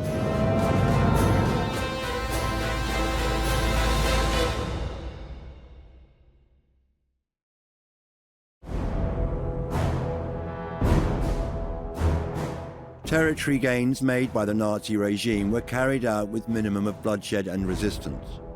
The German nation was buoyant. Their Führer was delivering. War has struck again. However, on September 1st, 1939, Germany invaded Poland. With regard to the Treaty of Versailles, this attack proved a step too far for Britain and the Allies. I have to tell you now, this country is at war with Germany. The Second World War had commenced. The wrong of Versailles had been righted. They hadn't got Alsace-Lorraine back. They could live without them. The Polish corridor was the big issue territorially. They had that. They had Austria. People would have been very happy to leave it at that. But the war was not concluded. And you do get complaints, even in the autumn of 1939, this war has been going on too long. In the winter of 1939, Hitler would unleash his blitzkrieg upon Western Europe, and over the following months, Germany would go on to conquer many more countries. One victory after another, the fall of France, the fall of Belgium, the fall of Holland, the fall of Norway. All of this is a kind of ecstasy. I think the euphoria is partly that now it really is all over, and we've done really well. People were pretty pleased with that, and Hitler, it had been done under his leadership, so he got a lot of credit for that. The prophet is what he says he is. He is real. He is an earthly god. by this stage. And of course, the trouble is he begins to believe his own mythology. Very rapid conquest with relatively little bloodshed, not much loss on the German side, very short war. All of this was treated with huge enthusiasm by the German people, partly because they then thought the war would come to an end. That was certainly enough for the overwhelming majority of Germans. I think that all those crowds you see in the newsreels waving flags and screaming, it's all true. I mean, they couldn't believe it, that in a few weeks they defeated an enemy they couldn't defeat in 4 years of grueling war. Hitler was one of the few people in Germany who welcomed another war. He wasn't scared. The First World War had made him somebody. But for other Germans, 2 million German men had been killed during the First World War, and an awful lot had been wounded. You just had to look at the maimed ex-servicemen on the streets. So it was a terrible prospect for an awful lot of people. In a drive as speedy as that to the Channel, Nazi units pushed southward and rapidly outflanked the famous French Maginot Line. Following the French surrender, Hitler arranged for the armistice between Germany and France to be signed in the same train carriage in the same location which 22 years previously had been used for the signing of the armistice of 1918. Reaching the English Channel in May 1940 and outmaneuvering the British, causing the retreat to Dunkirk, the German army looked to be the far superior aggressor. Britain was on the brink of seeking terms with Germany, but Winston Churchill argued that nations which went down fighting rose again, but those which surrendered tamely were finished. Hitler gave a rather empty speech offering peace terms which weren't very specified to Britain. And when Churchill rejected them, there was universal outrage and incomprehension in Germany. Churchill knew that a peace with Germany at that point would mean German control over Britain would get greater and greater. He would probably be ousted. Fascists like Mosley would become the prime minister. That it would be, in effect, a surrender in stages. He was quite right to reject this very vague peace offer. But an interesting aspect of this is his view of Churchill, whom he respected as a fellow artist. And for a long time, his plan for Churchill in the event of German victory was to just leave him in a country house where he could paint and not string him up like all the others or put him in a concentration camp. Trying to bomb Britain into submission over the winter of 1940-1941 was a huge miscalculation. They did not have the offensive air power to do it. Hello, America. This is Edward Murrow speaking from London.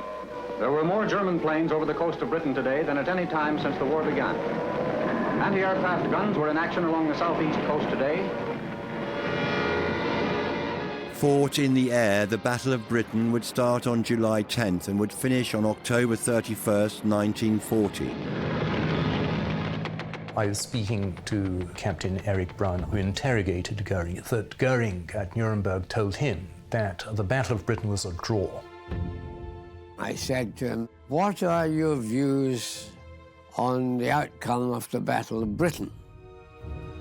And he said, "I think it was a draw." And I said, "How did you arrive at that conclusion?" He said, "Well, if you look at the analysis of the final weeks of the Battle of Britain, the last week we were in the ascendancy. In other words, we had less pilot and aircraft casualties than the Brits." Now, if you look at the analysis, this is perfectly true. Although the British had claimed victory, Hitler's popularity within Germany was still strong. The Nazi commanders were all firmly behind Hitler. However, on May 10th, 1940, one would take action which would signal fractures within the regime. Hitler retained his charismatic control over the second rank of Nazi leaders, Goering, Goebbels, and so on, during the war. Hess was the only exception because he was really eased out of the central decision-making circles of Nazism and thought he'd try and get back in a rather muddle-headed way. One of the great mysteries of World War II, there is some speculation as to whether Hitler in fact authorized it, because if we take Hitler as actually wanting a negotiated peace with Britain, not a conquest, it would actually make sense. In the most bizarre and astounding event of the war so far, Rudolf Hess, number 3 Nazi, seen here going about his activities as confidant and chief party leader for the Nazi warlord Hitler, is now a prisoner in Scotland after a mysterious solo flight from Germany. Hess had simply got into his head, but to restore his status with Hitler, he would fly to Britain and negotiate a peace. It was very easy for the Nazi media to project Hess as deluded. Indeed, what he did was remarkable. Firstly, he learned to fly, specifically for this purpose. The Nazi leader took off from Augsburg and headed straight for western Scotland, where an old friend of his, the Duke of Hamilton, has an estate. His mission? Who knows? He flew and crash-landed on the estate of the Duke of Hamilton in Scotland. The choice of landing was significant because Hamilton had actually been very sympathetic to Germany before the war, and some suggested a kind of crypto-fascist himself. But by this stage, he's very anxious to clean up his act. So he delivers Hess straight to the authorities. Hitler was furious because, of course, he didn't know about it. Furious, particularly because it was just before the invasion of the Soviet Union. As Goebbels and the Nazi propaganda machine were covering themselves from the Hess debacle, Hitler was implementing the start of another battle. Led by arrogance and self-belief, he would soon embark on the largest invasion in the history of warfare. The attack would stretch along a 3,000-kilometer front and would send 4 million soldiers into Soviet territory. It would mark the beginning of the pivotal phase in deciding the victory of the war, which would see Nazi popularity plummet in Germany. It would bring death and destruction to millions of people.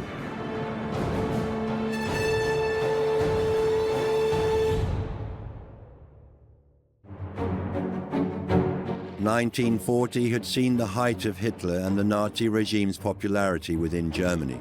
The Battle of Britain had been unsuccessful, but support was still strong, despite Hess's flight to Scotland. What would come next, however, would be a battle led by prejudice and vanity on the part of Hitler. His own self-belief convinced him to march on Moscow and conquer Russia, the very campaign that Charles XII and Napoleon had failed to achieve. In a sudden coup, Germany's military might has been thrown against her former ally, Russia, in a gigantic attack by land as well as by air, along a 2,000-mile front from the Arctic to the Black Sea. At first, he was lucky.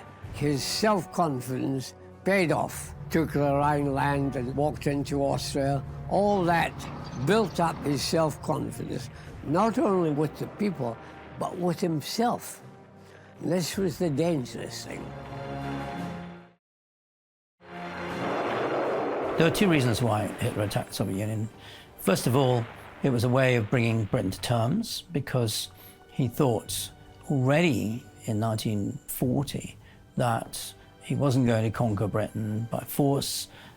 He was going to have to leave Britain totally isolated without any allies at all. And if he conquered the Soviet Union, the British surely would see sense. They'd have the entire continent against them. Secondly, his derision of the Bolsheviks, them being inherently incompetent, and his racial dismissal of the Russians. So he believed it would collapse like a house of cards. The Bolshevik state was rotten to the core. You had only to kick the door in and the whole edifice would come crumbling down. That's what they thought. And I think, flushed with success from the Blitzkrieg in Western Europe, they thought all they had to do was attack.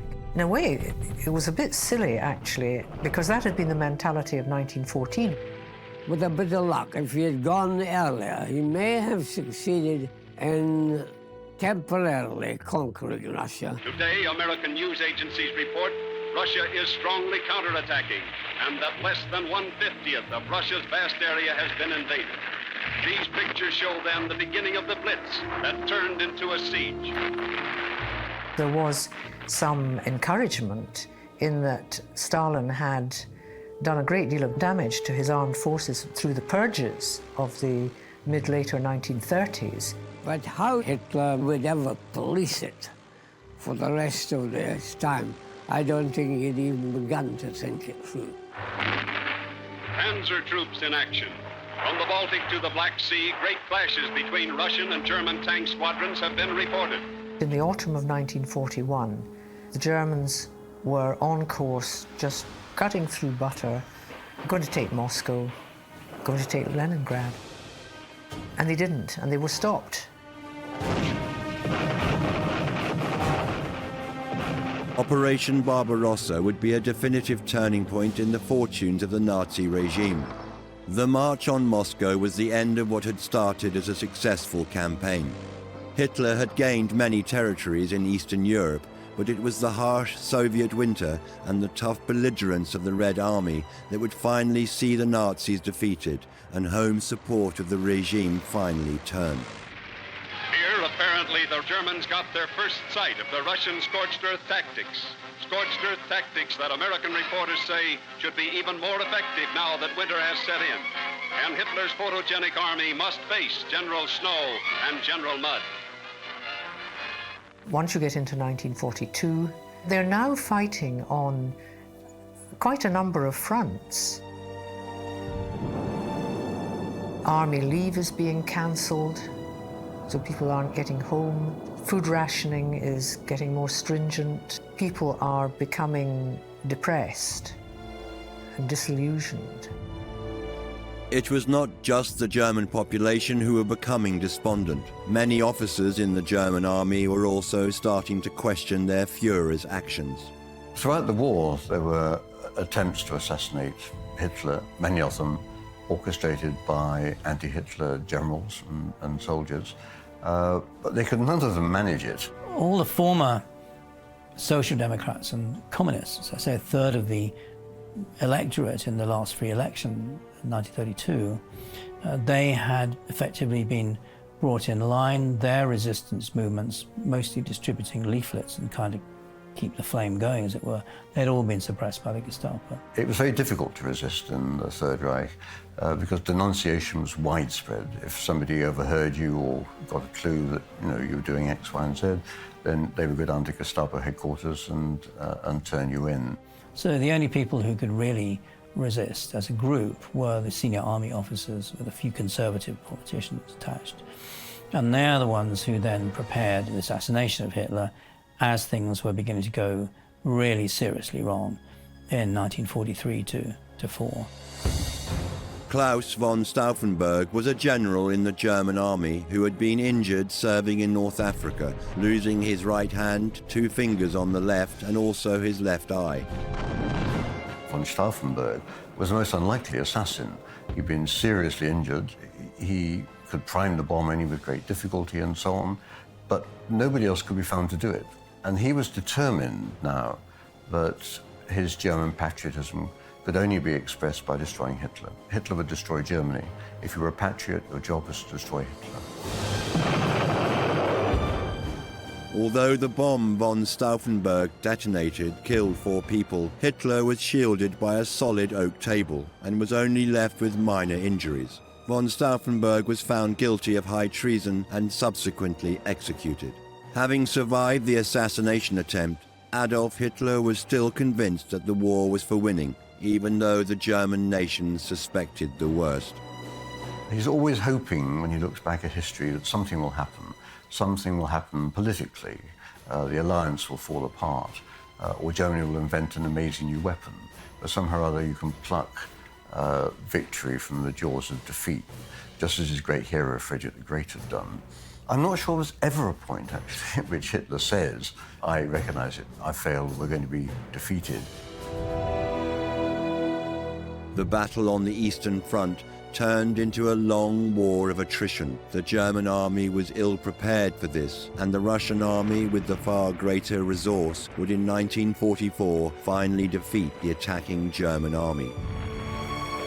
The paradox of the attack eastwards was that the more territory Hitler gained, greater was the Jewish population he acquired.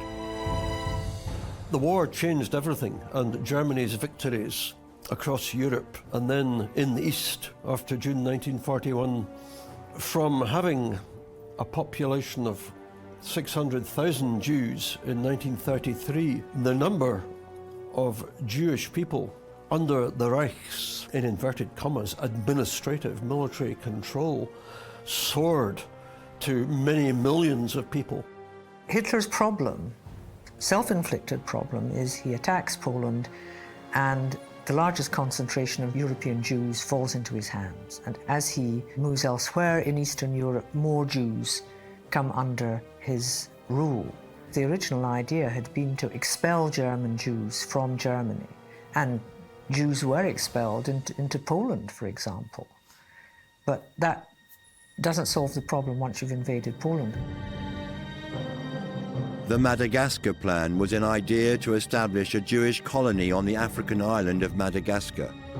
It was subsequently shelved in 1942. I don't think anybody ever asked Madagascar to settle a Jewish colony there, to ship out European Jews, but that was, I think, was never really going to come to anything. There had been talk about enforced deportations of a captive Jewish population out of Germany, out of Europe. How were they going to do that? That, by its very nature, would have been a brutal, murderous exercise. The Wannsee Conference was a meeting of Nazi officials in Wannsee, a suburb of Berlin, to establish a final solution to the Jewish problem. They formalized the operation of the Holocaust while it was already underway, while it had already started. People like Eichmann, Heydrich showed up to take the decisions in a chillingly managerial way. No need for Hitler to be present. They didn't need him. They knew Hitler would sanction what they were going to do. The extermination camps would eventually operate around the clock. In the last acts of this brutal conflict, Adolf Hitler would unleash one final command that would order the futile resistance of his party faithful.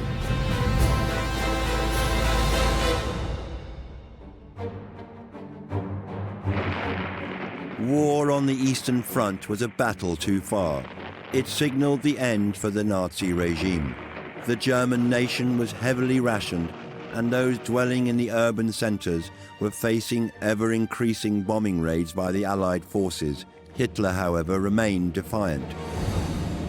Late on, Hitler lived in a fantasy world of his own. Even in the last days of the war, he was conjuring up in his own mind imaginary armies, secret weapons, extraordinary make-believe scenarios. He maintained his faith because it was a matter of will. The 1934 party rally was called Triumph of the Will.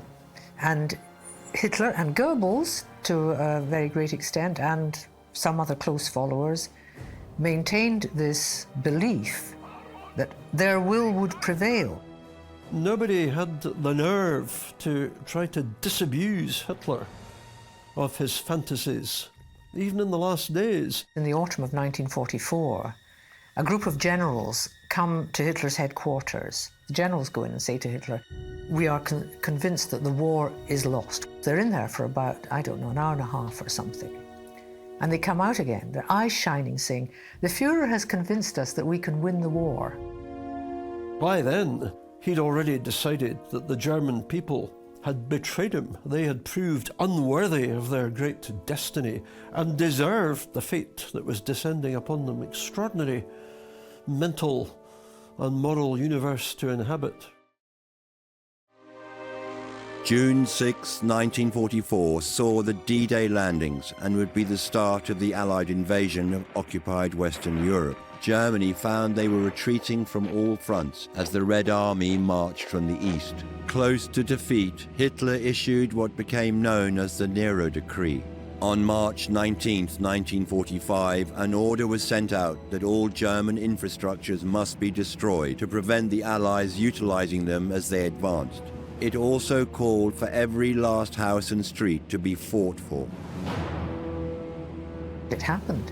In small villages which had had nothing to do with the war, they had to stand and fight. when American tanks came, that kind of thing. It just was absolutely criminal. So he blamed reverses and defeats on the lack of willpower in his generals, not on the lack of material or the superiority of the enemy. It had terrible repercussions for Germans because it meant that the whole of Germany had to be invaded, fought over, occupied by foreign troops in a way that had not happened in the First World War because Hitler wouldn't surrender. In the closing stages of the war, a large number of the Nazi faithful realized that the war was effectively lost. This resulted in mass suicides throughout Germany. There's this feeling of Gotterdammerung, the twilight of the gods. We all die together because life after the Reich isn't worth living. Now, that's an extraordinary sensation. And I think one can't fully explain it. You have to understand the extraordinarily rigid hold the regime had on people. A great many of the party faithful committed suicide because they simply couldn't face the idea of German defeat. They'd been fed propaganda for years that defeat would mean the partition of Germany, it might mean the deliberate impoverishment. There were rumors that all German males would be castrated, and all kinds of extraordinary things went around in 1945. Historians have tried to quantify the numbers, but in the ghastly chaos of the Third Reich in its final days, mass murder, nihilistic orgies of killing by the Nazi state in its death throes, it's hard to know what the actual figures really were. Knowing that the Soviets were advancing swiftly towards his bunker, Hitler gave his last will and testament, making Joseph Goebbels as Reich Chancellor and naming no one as his successor as Führer. The next day, April 30th, 1945, Hitler shot himself. Two of Hitler's immediate circle, Joseph Goebbels and Martin Bormann, remained loyal to him right to the end. They stayed in the bunker in Berlin. For Goebbels, there was nowhere else to go. He felt that if the Third Reich collapsed, if Hitler was killed, that was it. Everything was over. An extraordinary sense of apocalypse seemed to overtake them, and they felt that that was the only course of action open to them. On May 1st, Joseph Goebbels and his wife Magda committed suicide, but before doing so, killed their 6 children by drugging them and then poisoning them with cyanide. Both Himmler and Goering would commit suicide as well, but this was not before they were interrogated by the Allies. Captain Erich Braun, posted to Germany to look for jet wind tunnels, was tasked with the job of identifying Himmler and was able to interrogate Goering. Himmler was arrested near the Danish border with false papers. The warrant officer phoned headquarters at Lüneburg and said, "We've picked up somebody who we think might be Himmler. Could you come up and identify him? You said when you saw Himmler in civil life that he used to walk with a slightly peculiar gait. And could you come up and try and identify this guy?" So I went up the Bahnsteig. As soon as I walked in, I knew it was Himmler. I mean, even without making him walk. Absolute coward.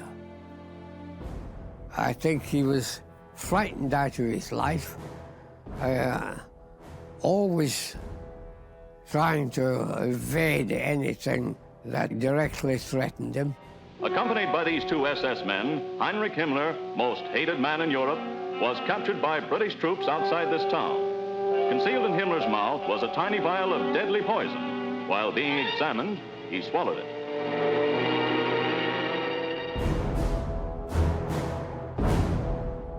Goering was in American custody, and Erich was able to ask him key questions about Nazi aircraft strategy.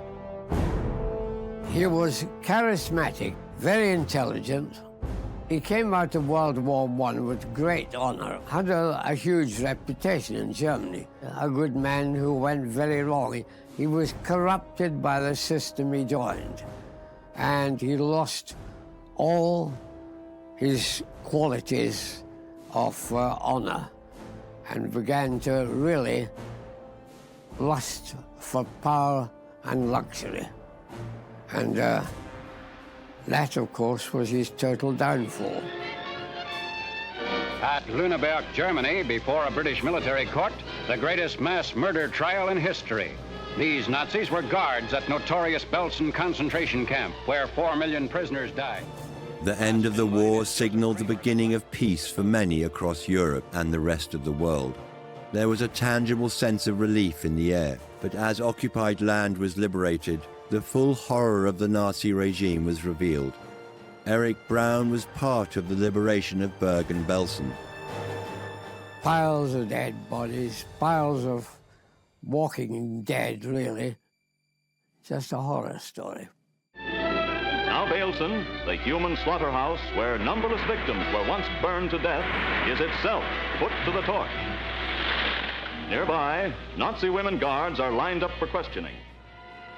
He wanted me to interrogate the camp commandant, who was called Josef Kramer, and the lady camp commandant, Irma Grace. Kramer's chief sadist was Irma Grace, in curls, whose name struck terror into the hearts of Belsen's inmates. She's the worst human being I've ever met. Cruelty was her trade. There was nothing too cruel for this woman to do. When it came to interrogating her, I asked her if she had her time over again, would she do all this? She refused to answer. After about 4 or 5 times like this, she suddenly leapt to her feet and gave the Nazi salute, shouted Heil Hitler, sat down and refused to talk. But we executed the lot. You can hardly defend yourself when outside the window there's a pile of bodies as high as the ceiling in a pit. Newsreel films of the atrocities at Belsen shocked the world. Even death for Kramer and his gang cannot avenge the crimes of the beasts of Belsen. What started as Hitler's strong anti-Semitic beliefs in the wake of World War I ended as what we now know as the Holocaust. 6 million Jews were murdered, along with tens of thousands of gypsies, homosexuals, communists, mentally ill, and the physically disabled. In the aftermath of the war, the Allied forces would soon stake their own territorial claims, which would leave the conquered nation divided. Germany in 1945 was an extraordinary mess. 60% of its urban area had been obliterated from the air. Germany was occupied by the Allied powers, the Soviet Union, the French, British and Americans, very heavy military occupation. It was economically impoverished. It was difficult to see, in fact, in 1945, where Germany was going to go, how Germans were going to survive. Widespread hunger, even starvation in places. There were all kinds of measures to stop any recrudescence of Nazism. Nazi laws are revoked. There's a re-education effort of trying to educate Germans in the evils of Nazism. But in a sense, that's all less important than the fact that Nazism had brought, in the end, nothing but death and destruction. After the war, the nation of Germany would be split in two. To the east, the Soviet-occupied area became the German Democratic Republic. The area to the west, which Britain, France and the US occupied, became the Federal Republic of Germany. This division was most notably illustrated in Berlin. The Berlin Wall was erected in 1961 and would be a chilling visual reminder of a nation divided. I was sent back to Germany in mid-1950s. I found it difficult to reform relationship with some of them, whom I knew what they had done in the war. But in general, I realized that some of them had been led like sheep to the slaughter. I think post-war Germany is a great epic in the act of remembrance and admission.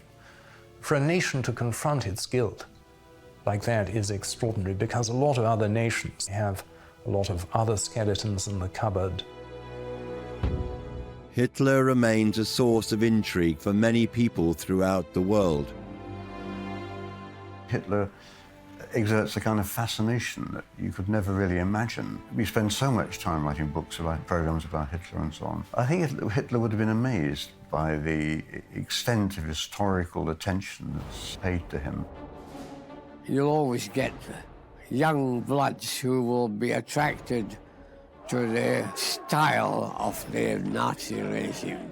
They've actually given us the image not of themselves, but of their ideal.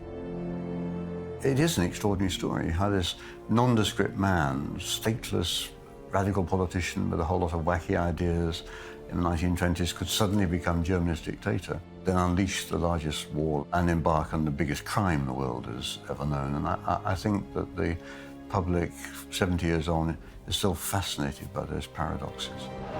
Today, Germany is a nation united. The economic miracle that West Germany experienced in the 1950s, supported by the Marshall Plan, gave them the basis to develop a strong economy and political stability. The real miracle, however, should be credited to the people of Germany. By confronting their own brutal history, they have allowed the world to learn from the mistakes made in their past. Although persecution, hatred and war are still a global problem, Germany has sanctioned its history to be used as the marker of a cruelty which should never again be repeated.